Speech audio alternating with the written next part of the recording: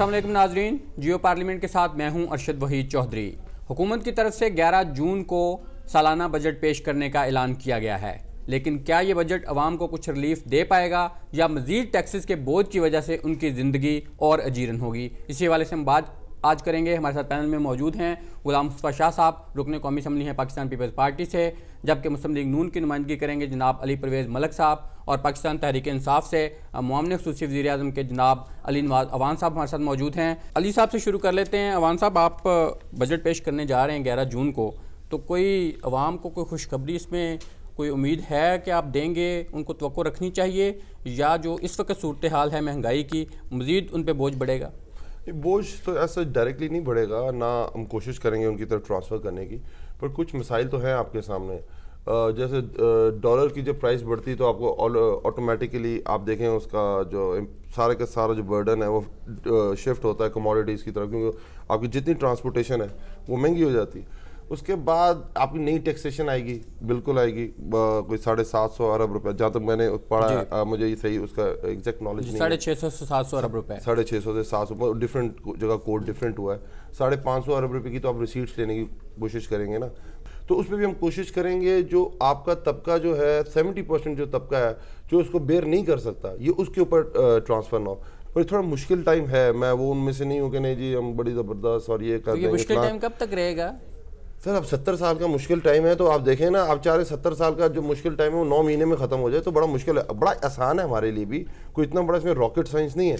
आप भी subsidy model चला सकते हैं, सब्सिडी बेस्ड मॉडल चला सकते हैं। आपने कर्जे लेने, आपने और कर्जे ले लेने, जैसे आपने 35 अरब डॉलर के कर्जे लिए पिछले 5 साल में, आप भी लेना शुरू कर दें और आप सब्सिडी देना शुरू कर दें। वाकई आप लोगों ने इतने कर्जे लिए हैं कि अब उसकी वजह से उसका बैकलैश है ये सारा? ये बातें करना बहुत आसान है।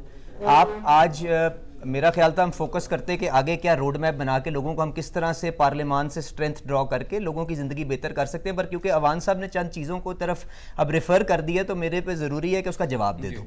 देखें, इस साल अवान साहब की हुकूमत रिकॉर्ड खसारा करेगी, ठीक है, 2700 से 800 अरब रुपए का खसारा करेगी। करंट एक्सपेंडिचर है 25% इंक्रीज्ड है, इसमें से मैं डिफेंस की भी बात नहीं कर रहा हूं, तो ये फैक्ट ऑफ द मैटर है। रिकॉर्ड कर्जे हमने जो लिए 5 साल के अंदर 35 अरब डॉलर के तकरीबन कर्जे लिए, साल का 5 अरब डॉलर का हमने कर्जा लिया, जिसके बाद 11,000 मेगावाट बिजली भी लगा दी, मोटरवेज भी बना दिए, सब कुछ कर दिया। मेरे भाई की हुकूमत ने 10 महीनों के अंदर क्या किया, जरा इनसे ये भी तो पूछे ना। 10 अरब डॉलर का कर्जा, जिसमें से अपने दोस्तों को इन्होंने एम्बेरस किया जाके, जिसकी वजह से शायद अब वज़ीर-ए-आज़म साहब को इंटरनेशनली ट्रैवल करने में भी प्रॉब्लम हो।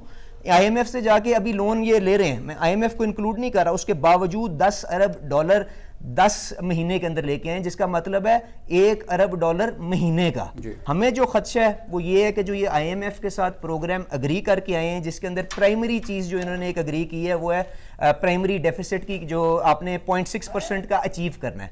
इसका मतलब ये है कि आपको कम से कम 600-700 अरब रुपए के नए टैक्स लगाने पड़ेंगे। ये सारे का सारा कुल्हाड़ा गिरना है अब आपके डिफेंस बजट के ऊपर। इसका मतलब ये है ना सिर्फ आम आदमी की जिंदगी मुश्किल की है, पर नेशनल सिक्योरिटी को भी रिस्क पे लाएंगे। शाह साहब, आप क्या फोर्सी कर रहे हैं? बजट आपको कैसा नजर आ रहा है? कोई समझते हैं अवाम से जो इस वक्त बोझ की सूरत हाल है कुछ हटेगी, कम होगी? ये सब्सिडी हर चीज़ से हटा रहे हैं, और फिर आप अगर एक ऐसे सेक्टर को जो आपका 70% आपके लोग भी वहाँ रहते हैं, हम एग्रो बेस्ड भी हैं, अगर आप उस एंड को कवर नहीं करेंगे तो इवेंचुअली क्या होगा?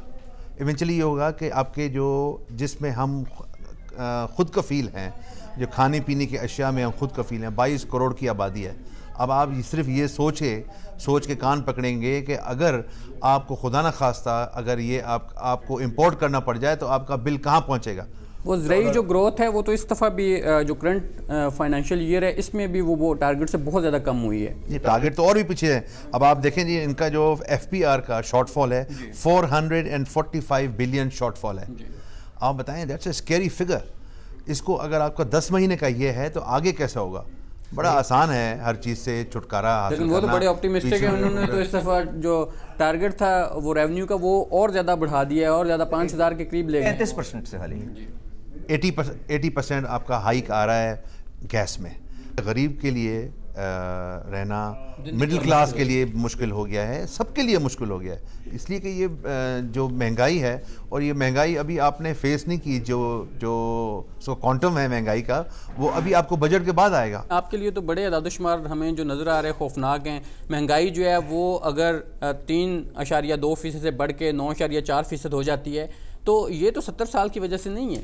खुद ओन करते अपने मुंह से कि 5 साल में $35 अरब कर्जा लिया। पाकिस्तान का टोटल कर्जा $60 अरब 65 साल का, और माशाल्लाह बड़े फख्र से छाती खोल के कह रहे हैं कि हमने $35 अरब ले लिया सिर्फ, और आपने $9 अरब ले लिया आते अपने 9 महीने में पहले, और आप पागल हैं, आप अपने फ्रेंड्स के पास गए हैं। कर्जा लिया $60 अरब था, मेरी बात, $60 अरब कर्जा था पाकिस्तान का इंसानी से। अभी मैं इनकी पुरानी गवर्नमेंट नहीं याद कर रहा, करंट अकाउंट डेफिसिट आपका $19 बिलियन पे पहुंच गया था, पर मंथ ब्लीडिंग हो रही थी $0.5 अरब की। $60 अरब की आपकी इंपोर्ट चली गई, कोई अराउंड $21 अरब पे आपकी एक्सपोर्ट थी, कोई $32 अरब का आपका ट्रेड अकाउंट डेफिसिट था, और आप कह रहे हैं पाकिस्तान को बड़ी अच्छी हालात में छोड़ के गए।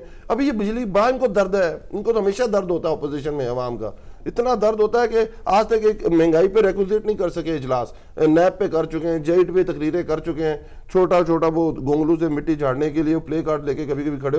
अभी महंगाई पे करेंगे, अल्लाह करे 9 महीने बाद ट्विटर जागा 9 महीने बाद 2 महीने बाद महंगाई भी इनको याद। अच्छी बात है, ऑपोजिशन का काम है, हम कहते हैं करना चाहिए। इस साल जो हमने लाइबिलिटीज पे करनी है डॉलर्स में, ये अपनी जेब से तो नहीं देगी, अपने तो इन्होंने मेफेयर के फ्लैट्स बना लिए, अपने दुबई में टावर्स बना लिए। मैं इनकी बात नहीं कर रहा, ये तो हमारी तरह के कर्जा दिया, गवर्नमेंट की बात कर रहा हूँ। 5 सालों में इन्होंने भी $33 अरब वापस किया था कर्जा। सर अब कर्जा लेके कर्जा वापस कर दे। मैंने आपसे कर्जा लिया, घर बना लिया, मैंने इनसे कर्जा लिया, एसी ले लिया। नहीं, मेरा कहने का मतलब ये है कि उन्होंने वापस किया, इसके बावजूद इंडिकेटर्स पॉजिटिव थे। बात तो करें, इंडिकेटर्स पॉजिटिव रहेंगे।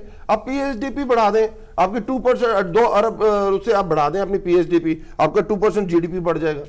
2 ट्रिलियन का फिजिकल डेफिसिट छोड़ के गए। अलग साहब, बाकी सारे इंडिकेटर्स तो आप ठीक है, आप बयान करते हैं, दिफा भी करते हैं अपना, लेकिन अगर हम बात करें तजारती खसारे की, वो भी आपके दौर में हम देखते हैं बहुत बड़ा था। करंट अकाउंट खसारा जो है वो भी ज़्यादा था, $19 अरब तक था। तो कैसे जस्टिफाई करते हैं? और अब आप नहीं समझते कि आपकी लाइबिलिटीज ये पे कर रहे हैं? नहीं, देखें, ये जो लाइबिलिटीज पे करने की कहानी है ना, हमने भी कोई चीज इनहेरिट की थी। ये कोई भी गोइंग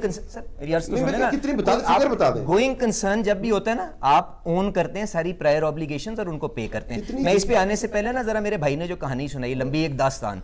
11 महीने का करंट अकाउंट डेफिसिट कितना है? $11.5 बिलियन। $1.5 बिलियन महीने का ये हेमरेज कर रहे हैं। तकरीरें हमें सुना रहे हैं कि जी हमने 1 बिलियन महीने का हेमरेज किया। तो ये सारी कहानियां जो है ना सर, इनसे बाहर आने की जरूरत है। आपने बिल्कुल ठीक कहा, क्योंकि हमारे टाइम के अंदर ग्रोथ 10 साल की हाईएस्ट सतह के ऊपर थी, तो करंट अकाउंट डेफिसिट बिल्कुल इंक्रीज कर गया था। वो इन्फ्लेट करके $18-19 बिलियन पे गया था। मैं ओन कर रहा हूं, मैं इनकी तरह टोपी में से नंबर्स नहीं निकालने में बिलीव करता। एक्सपोर्ट वहीं की वहीं खड़ी है। इंपोर्ट के अंदर जो आपकी रिडक्शन आ रही है, वो सारी की सारी इंपोर्ट कंप्रेशन से आ रही है। जब शहबाज शरीफ साहब ने फ्लोर ऑफ द हाउस पे इनको कहा कि आए बैठ के एक चार्टर ऑफ इकोनॉमी बनाते हैं, तो क्यों इन्होंने उस वक्त रद्द की ऑफर को? क्यों इन्होंने 10 महीने अपने फाइनेंस मिनिस्टर को लूर मुल्क भेजा के जाके पैसे मांग के आओ, और वही सारे पैसे करंट अकाउंट डेफिसिट के अंदर जाया कर दिए? ये क्या तरीकेकार है? लूर भाग गया। सर आप हुकूमत में हैं, आप बिल्कुल जाए उनके खिलाफ लेके। हर बंदे को आके करना चाहिए, अपने आप को डिफेंड करना चाहिए। लेके आ रहे हैं शाह साहब, आप तो आपका वज़ीर ख़ज़ाना इन्होंने वो ले लिया है, और उनसे आप क्या तवक्को नहीं रखते कि कुछ ये ट्रेंड चल रहा है साहब, आप देखे भूल जाते हैं। इनका जो पहले लिया था ना, वो उन्होंने लिया था, फिर उन्होंने इनको एक दिया था, फिर जो इन्होंने लिया था मिफ्ता इस्माइल साहब को, वो भी IMF का बंदा। थोड़ी बता दिया कर, और आप 90 में आपको पता होगा जॉब की हुई IMF में, आपने यू नो दिस थिंग।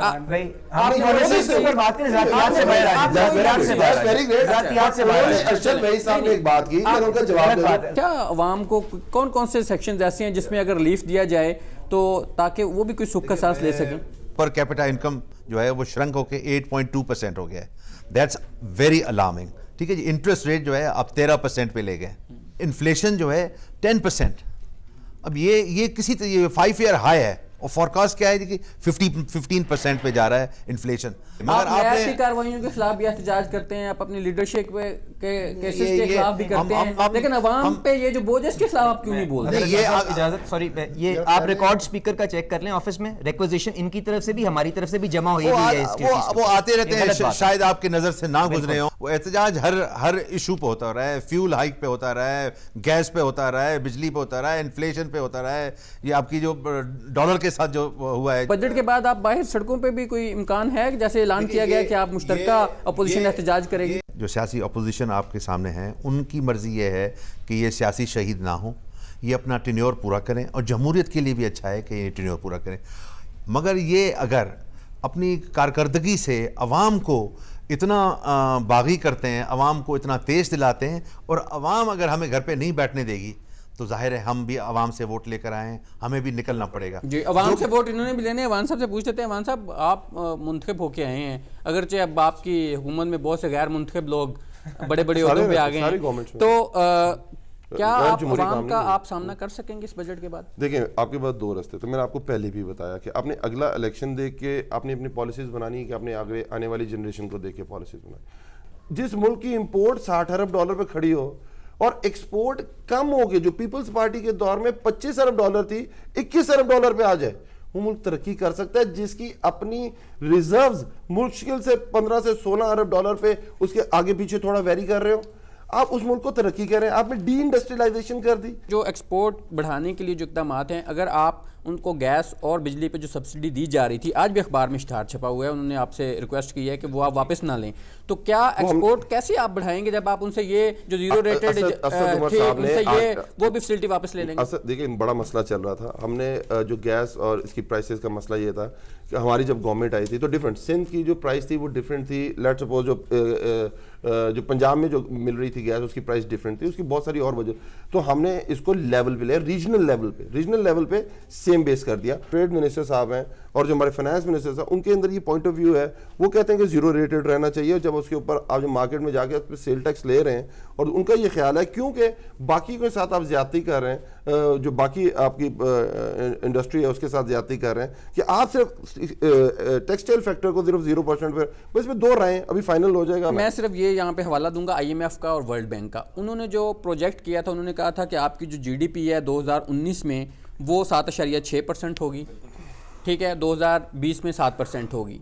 क्या उन इदारों से आप इत्तेफाक नहीं करते कि वही इदारे जो प्रोजेक्ट कर रहे थे कितनी GDP आपकी तरक्की करेगी, आज वही कह रहे हैं कि 2019 में जो है वो 3% होगी और 2020 में 2.8% होगी? ठीक है, अभी IMF के साथ जो उनका अलामिया आया, आपने पढ़ा? जी जी। उस अलामिया में क्या लिखा हुआ कि आपकी नाकिस पॉलिसियों की वजह से आज पाकिस्तान इस दहेज में खड़ा हुआ है। 10 सालों में से अपने टारगेट्स अचीव नहीं कर सके, और कौन से नहीं कर सके? जो इन्होंने अपने टारगेट्स रिवाइज टारगेट रखे थे। देखिए, अवाम जो है ना, उन्हें इस चीज से गर्ज नहीं है इन दादोशुमार से। Thank you very much. वो सिर्फ ये, हाँ जी, वो सिर्फ ये जानना चाह रहे हैं क्या उनके लिए कोई खुशखबरी होगी इसमें, इस बजट में तनख्वाहें बढ़ेंगी? उनमें से देखें, फिर मैं तनख्वाहें बढ़ेंगी, बिल्कुल बढ़ेंगी, पर मैं फिर कह रहा हूं % तक कोई ये तो आपको मिनिस्टर ऑफ फाइनेंस जो वही आपको एग्जैक्ट फिगर्स देंगे। मैं सिर्फ ये कह रहा हूँ तनख्वाहें बिल्कुल बढ़ेंगी इंशाल्लाह। तो हम पूरी कोशिश करेंगे, जो हमारे लोग हैं, जो लो इनकम ग्रुप है, जो मिडिल इनकम ग्रुप है, उस पर कम से कम बर्डन डले। आप इनको बजाय तनकीद करने के कुछ इनपुट देंगे ताकि बजट बेहतर बना सकें। $23.5 बिलियन के ऊपर पाकिस्तान मुस्लिम लीग नवाज की हुकूमत इनको एक्सपोर्ट दे के गई है। जब इस साल के नंबर आएंगे देख लीजिएगा, 23.5 और 24 के अगर दरमियान ना हुई ना तो हम यहाँ पे एक और सेशन कर लेंगे। टैक्सेशन के अंदर लोगों को लेके आना है, उसके लिए आपको FBR के रिफॉर्म्स करने की जरूरत है। अगर उन्होंने स्ट्रक्चरल प्रॉब्लम्स पे काम करना है तो आपको स्ट्रक्चरल करेक्शंस करनी है। पावर सेक्युलर डेट को एड्रेस करना है तो हमें इकट्ठा बैठना पड़ेगा। लेकिन ये आप लोग तो किसी और मकसद के लिए बैठ रहे हैं। जब आप एहतजाज करेंगे तो आप नहीं समझते और फ्यूल करेंगे आप ये जो मुल्क के इस वक्त मिसाइल हैं और ख़ासतौर पे जो वाम के मिसाइल हैं उसमें और इजाफा होगा। 10 को या 11 को ये बजट ला रहे हैं, क्या ये गवर्नमेंट जो है ये अपने लिए मसले मसाइल बढ़ा रही है या ये आसानी कर रही है smooth running of the house? देखिए, तो इनको नींद से उठना पड़ेगा बहुत से मामलात पे, अवाम के मामलात पे, महंगाई के मामलात पे, असेंबली को किस तरह चलाना है। गवर्नमेंट का काम होता है कि वो पानी लेके घूमे, गवर्नमेंट का ये काम नहीं है कि हाई ऑक्टेन लेके घूमे। बहुत शुक्रिया तमाम मौजूद मेहमानों का। नाज़रीन, आपने गुफ्तगू सुनी। बजट से अवाम की तवक्कुआत तो एक तरफ, लेकिन अपोजिशन का ये ख्याल है कि शायद अवाम को कोई रिलीफ हुकूमत ना दे सके, लेकिन अली नवाज अवान साहब का ये दावा है कि अवाम को ना सिर्फ रिलीफ देंगे बल्कि जो कम आमदनी वाले तबकात हैं उन पर बोझ नहीं डाला जाएगा। जियो पार्लियामेंट से अरशद वहीद चौधरी को, प्रोडक्शन टीम रिजवान शाह और नासिर मुगल के साथ इजाज़त दीजिए। अल्लाह हाफ़िज़।